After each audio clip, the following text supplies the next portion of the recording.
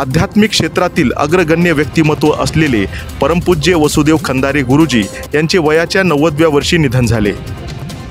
विनोबा भावे यांचे शिष्य म्हणून त्यांची ओळख होती। आज त्यांच्यावर अत्यंत शोकाकुल वातावरणात अंत्यसंस्कार करण्यात आले।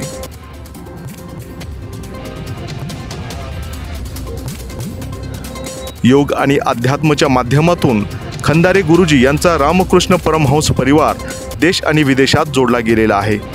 खंदारे गुरुजी यांना 24/7 न्यूजच्या माध्यमातून भावपूर्ण श्रद्धांजली।